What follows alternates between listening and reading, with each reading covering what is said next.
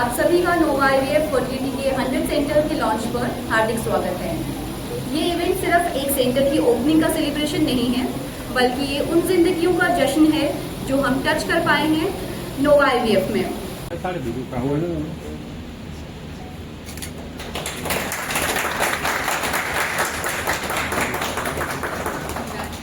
Congratulations to everyone.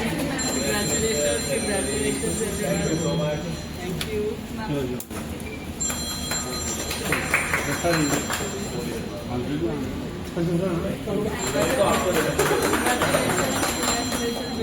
नोवा का 100वां centre है pan India, तो हमारे बहुत ही गर्व का मौका है। जम्मू में और ऐसे शहरों में हमारा सेंटर खोलने का केवल एक ही मतलब है कि हम हिंदुस्तान के हर कोने कोने में ये फर्टिलिटी की सर्विसेज प्रोवाइड करना चाहते हैं। आप सब जानते ही हैं कि जो इनफर्टिलिटी का प्रॉब्लम है इस देश में बढ़ता जा रहा है, और हमारा नोवा का एक ही मकसद है कि हम हर कोने में पहुंचे, हर शहर में पहुंचे और लोगों को ये सुविधा प्राप्त करा सकें। जितना पास हम उनके पहुंच सके हम पहुंचना चाहते हैं। Nova IVF Asia health care holdings का पार्ट है। हमारे जैसे मैंने बोला, हमारे 100 से अधिक सेंटर है। हम लोग हिंदुस्तान की फास्टेस्ट ग्रोइंग आईवीएफ चेन है। आज तक हमारे पूरी की पूरी प्रैक्टिस पिछले 10-11 साल से 12 साल से जब से हम ये कंपनी को चला रहे हैं, हम लोगों ने एथिक्स पे, ट्रांसपेरेंसी पे काम किया है, और इसी के बेसिस पे हम 92,000 से ज्यादा लोगों को प्रेगनेंसी प्राप्त करा पाए हैं और अनगिनत लोगों को एक फैमिली पूरी करने की खुशी दे पाए हैं। इसी मकसद को रखते हुए हमारे जितने भी क्लिनिशियंस हैं, हमारे जितने भी एम्ब्रियोलॉजिस्ट हैं, सारे इंटरनेशनली ट्रेंड हैं, राइट? और हमारा मकसद यही रहता है कि हम हर कपल को, हर फैमिली को उनका अपना जेनेटिक बेबी दे पाए। तो सेल्फ साइकिल हमारे लिए बहुत जरूरी है। हम सेल्फ साइकिल बहुत प्रमोट करते हैं। इसी के साथ थोड़ा नॉर्थ इंडिया के बारे में बताते हुए, आज की डेट में अगर मैं इंडिया की बात करूं तो हमारे 50%, लगभग 50% सेंटर जो है वो टियर 2 और टियर 3 शहरों में है। माने हमारे थोड़े जो हिंदुस्तान के मेट्रो सिटीज नहीं है, उन शहरों में हमारी प्रेजेंस है। हम उतने ही पास जाते आ रहे हैं।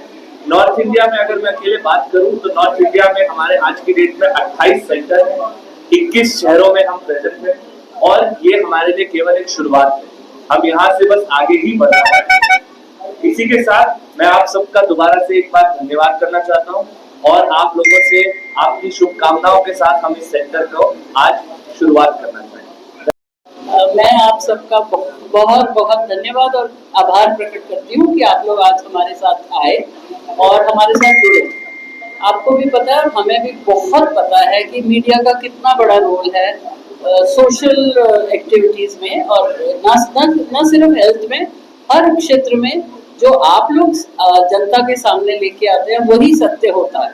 आपको पता है आपकी कितनी बड़ी जिम्मेवारी है। जैसे कि हेल्थ वर्कर्स की जिम्मेवारी है, उसी तरह आपकी अपनी तरह की जिम्मेवारी है। इसलिए आज आपने अपना हाथ हमारी तरफ बढ़ाया, ये हमारे लिए बहुत ही गर्व और शुभ बात है। Thank you very much for that. Thank you for coming here. जहाँ तक नोवा का सवाल है, नोवा आईवीएफ फर्टिलिटी हमारा नाम है, और जैसे कि समीर ने अभी आपको बताया, हम लोग बहुत ही फास्ट ग्रो कर रहे हैं, और कारण यही है कि हम चाहते हैं कि हम भारत के हर कोने में पहुंच जाए। और जैसे कि इन्होंने बताया, हम लोग नॉर्थ में भी बहुत स्ट्रांग है, और साउथ में, ईस्ट में और वेस्ट में, सभी तरफ हमारे सेंटर्स हैं। और हम जो आपको सुविधा यहाँ प्राप्त होगी वही बम्बई में भी प्राप्त है, कोई अंतर नहीं है। हम लोग इस चीज़ का बहुत ध्यान रखते हैं कि हमारे स्टैंडर्ड सेम हो। हमारे बहुत स्ट्रिक्ट प्रोटोकॉल्स हैं, मतलब हम जो काम करते हैं वो सब एक ही तरह से करते हैं। जो हमें बताया जाता है कि आपने इससे इधर से उधर नहीं होना। और आप लोगों को पता है कि 2022 में एक एक्ट बना था जो कि भारत सरकार ने बनाया, जिसका नाम है ART एक्ट या असिस्टेड रिप्रोडक्टिव टेक्नोलॉजी एक्ट। उसके तहत ये था कि हम सारे IVF यूनिट्स को एक पर्टिकुलर तरीके से काम करना है, और उसके अंतर्गत वो रूल्स और रेगुलेशन से हमें बाहर नहीं निकलना। तो मुझे ये कहकर बहुत गर्व होता है कि हम तब से बिल्कुल यही कर रहे हैं। हमारे सारे डॉक्टर, सारे एम्ब्रियोलॉजिस्ट को इस चीज़ का बहुत अच्छे से ज्ञान है। लगातार हम वर्कशॉप्स करते हैं, जैसे समीर ने बताया, सब लोग बाहर से भी ट्रेंड है, प्लस हमारे अपनी ट्रेनिंग इतनी स्ट्रिक्ट है कि हम अपने प्रोटोकॉल से इधर से उधर होने नहीं देते किसी को। उससे क्या होता है कि पेशेंट को बिल्कुल वही ट्रीटमेंट मिलता है जो शायद उसको वेस्ट में चाहिए या किसी और अंतरराष्ट्रीय आईवीएफ सेंटर में वो चाहता हो। सेम ट्रीटमेंट हम प्रोवाइड करते हैं। हमारी टेक्नोलॉजी फास्टेस्ट ग्रोइंग है। हम सब लेटेस्ट इक्विपमेंट से अपनी लैब्स को इक्विप करे हुए हैं और हमारी जो मशीन्स हैं वो ऑफ द लेटेस्ट टेक्नोलॉजी हैं। तो इसके साथ साथ जो भी नई टेक्नोलॉजी आती है हम उसको अडॉप्ट करते हैं, लेकिन सिर्फ ART एक्ट के अंदर रह के। आपको ये ज्ञात है कि कुछ चीज़ें हैं जो हमें मना है, उनके ऊपर हमारी बहुत स्ट्रिक्ट विजिलेंस रहती है कि हमारा कोई भी एम्प्लॉय अपनी सेवाओं में वो कोई चीज़ ना करे जिससे कि हमारे क्वालिटी पे, हमारे नाम पे, किसी चीज़ पे भी कोई शंका उठे। सो इस चीज़ को लेते हुए मुझे बहुत I feel very proud to say कि हम इतने साल से जो कर रहे हैं, we have had nothing, no problems at all in any sphere anywhere. और आपके साथ, आप लोगों का हमेशा हमारे साथ सहयोग रहा है।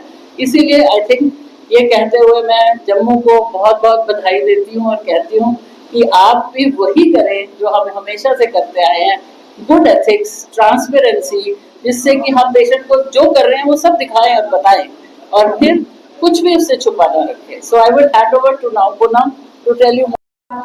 यहाँ पर आए, आज हमारा 100वां सेंटर खुल रहा है। मैं सोनिया मैम और समीर सर का बहुत धन्यवाद करती हूँ कि वो हमें सपोर्ट करने के लिए यहाँ आए हैं। आपको कांग्रेचुलेशन। आपको थैंक यू। तो मैं थोड़ा सा जम्मू में जो कॉजेज इनफर्टिलिटी के हैं, जो कॉमन प्रॉब्लम्स हम लोग फेस कर रहे हैं, उसके बारे में बताना चाह रही हूँ। As a female infertility specialist यहाँ पर मैंने लोगों को बहुत सारी चुनौतियों का सामना करते हुए देखा है कि जैसे बहुत डिलेड कंसल्टेशन लोग लेते हैं इनफर्टिलिटी के लिए, या फिर बहुत सारे मिथ्स हैं इनफर्टिलिटी को लेकर, इसलिए वो इनफर्टिलिटी कंसल्टेंट के पास बहुत लेट पहुँचते हैं। इनफर्टिलिटी के बहुत सारे कारण होते हैं, जिसको हम दो चीज़ों में डिवाइड कर सकते हैं कि रिस्क फैक्टर्स क्या हैं और उसके कारण क्या हैं। रिस्क फैक्टर्स में आज के टाइम में बढ़ती उम्र जो है एक सबसे मेन रिस्क फैक्टर है। इसके अलावा मोटापा जो बढ़ रहा है, या हम जंक फूड ले रहे हैं, प्रोसेस्ड फूड ले रहे हैं, तो वो एक काफ़ी बड़ा रिस्क फैक्टर है। इसके बाद अगर हम कारणों पे आते हैं, तो कारणों में फीमेल्स में कारण है PCOS है, एंडोमेट्रियोसिस है, ट्यूबल ब्लॉक है, और मेल्स में स्पर्म का कम होना या उसमें स्पर्म का चलना फिरना कम, जिसको मोटिलिटी कम कहते हैं, ये मेन कारण है इनफर्टिलिटी के। तो अगर इससे कोई भी ग्रस्त है तो उसको सबसे पहले इनफर्टिलिटी स्पेशलिस्ट के पास आना चाहिए जल्दी इलाज करने के लिए। उम्र के साथ जो मेन एक फैक्टर है जिसको मैं हाईलाइट करना चाह रही हूँ, बढ़ती उम्र में फीमेल के एग्स पे बहुत ज़्यादा इफेक्ट पड़ता है। तो उससे जो है ट्रीटमेंट तो डिले कर रहे हैं, उससे बच्चा होने में देरी होती है, और हमें भी ट्रीटमेंट में इश्यूज आते हैं कि उनको हम अपने एग से प्रेगनेंसी देने में या स्पर्म से प्रेगनेंसी देने में मुश्किल आती है, जिससे उनकी इनफर्टिलिटी जर्नी जो है वो लंबी हो जाती है। नोवा IVF में हम लोग सेल्फ साइकिल को प्रमोट कर रहे हैं कि हम पेशेंट को उनके ही अंडे और उनके ही स्पर्म से प्रेगनेंसी देने की, उनको पेरेंट्स बनाने की कोशिश करते हैं। इसके अलावा नोवा IVF में हम लोग पब्लिक को इनफर्टिलिटी के बारे में बताने के अलावा उनको फर्टिलिटी हेल्थ के बारे में भी मेल्स और फीमेल्स सबको उनके हेल्थ के बारे में बता रहे हैं। कल जो कि 25 जुलाई है, कल वर्ल्ड IVF डे है। इस दिन हम ये बोलना चाह रहे हैं कि sorry, thank you so much. इसका कोई एक सिंगल वर्ड आंसर नहीं हो सकता, क्योंकि जो पेशेंट आएगा उनकी इनफर्टिलिटी की दिक्कत क्या है, उसके साथ उनको कितनी दवाई लग सकती है, उनको ट्रीटमेंट एक्चुअली क्या चाहिए, क्या उससे पहले कोई सर्जरी की जरूरत है कि नहीं है, या कोई और ट्रीटमेंट की जरूरत है, उसके बेसिस पे ही आप अंदाजा लगा सकते हैं कि उनका कितना दर्द है। बट अगर आप अंदाजन करें तो 1.5 से 2 लाख रुपए के अंदर ट्रीटमेंट होता है, बट वो वेरी कर सकता है। ये नहीं कहूँगा कि उतने के अंदर ही होगा, क्योंकि वो हर पेशेंट के ऊपर डिपेंड करता है कि उनको किस तरह की नीड है। जब आप देखिए मैडम, आपने बहुत सही बोला। जो पेशेंट आता है वो बिल्कुल बहुत इमोशनली कह लीजिए ड्रेन्ड होता है उनको, एक क्योंकि उनके फैमिली नहीं पूरी हो रही है, बच्चा नहीं हो पा रहा, तो उसी को मद्देनजर रखते हुए हमारी एक टीम्स जो है, ठीक है, जो हमारी फ्रंट ऑफिस की टीम होगी या बाकी टीम होगी, वो इस चीज के बारे में बिल्कुल तैयार रहती है। उनको मालूम है कि पेशेंट उस दिक्कत से आ रहा है। जो हमारी कंसल्टेंट है, जैसे यहाँ पे डॉक्टर पूनम है, वो उनको भी इसका मालूम है, तो उसी तरीके से हम उनसे बात करते हैं। जो एडिशनल एक चीज हम सब हर पेशेंट को ऑफर करते हैं, वो साइकोलॉजिकल काउंसलर सर्विसेज ऑफर करते हैं, जो शायद बहुत सारे सेंटर्स आज की डेट में नहीं ऑफर करते। उससे उनको वो हैंड होल्डिंग या उनको जो फर्दर सपोर्ट की जरूरत है, जो मेंटली स्ट्रांग बनने की जरूरत है, वहां से उनको वो सपोर्ट भी हम प्रोवाइड करते हैं। और इसके लिए हम कोई एडिशनल चार्ज नहीं करते हैं, हमारी सर्विस का पार्ट है। मैंने अपने जो छोटा सा एक नोट था, मैंने उसमें भी बोला था, सबसे बड़ा अंतर हमारा ये है कि जो जैसे मैडम ने भी बोला कि एक तो हमारे जो एम्ब्रियोलॉजिस्ट हैं वो 24 घंटे हमारे साथ रहते हैं। बहुत सारे ऐसे सेंटर हैं जहाँ पे एम्ब्रियोलॉजिस्ट शायद बाहर से आता है, शहर में नहीं है। दूसरा, वो इंटरनेशनल प्रोटोकॉल्स के हिसाब से ट्रेन है, इंटरनेशनली भी ट्रेन है, इंडिया में भी ट्रेन है, बट वो उन्हीं प्रोटोकॉल्स के हिसाब से ट्रेन है। जो हमारे क्लिनिशियंस है वो ऑन एन एवरेज उनका 10 से 12 साल का एक्सपीरियंस होगा। किसी भी क्लिनिशियन को आप देख लीजिए, उनको उतना एक्सपीरियंस है, तो वो जानते हैं कि ट्रीटमेंट को किस प्रकार से करना है। इक्विपमेंट हम कभी भी उस पर कॉर्नर्स नहीं कट करते। जो इस वक्त वर्ल्ड का बेस्ट इक्विपमेंट होगा उसको हम यहाँ पे लाने की कोशिश करते हैं।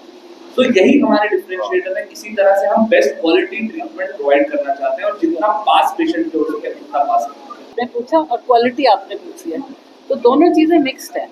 प्राइस के आप ये देखिए कि जो आप अदर देन हेल्थ आप कहीं पे भी जाएंगे तो आप जब देखते हैं कि बहुत महंगी दुकान है, उसकी क्वालिटी थोड़ी बेटर होती है, ऐसा भी है। तो वो चीज़ को ध्यान रखिएगा कि जो भी सेंटर क्वालिटी प्रोवाइड कर रहा है, नेचुरली वो उसके लिए थोड़ी सी ज़्यादा मेहनत तो कर ही रहा है ना। एक तो ये।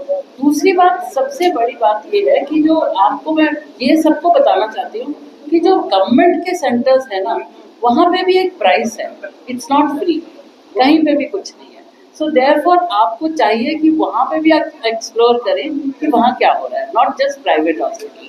सो आपको फिर समझ आएगा what is the quality difference between us and the others.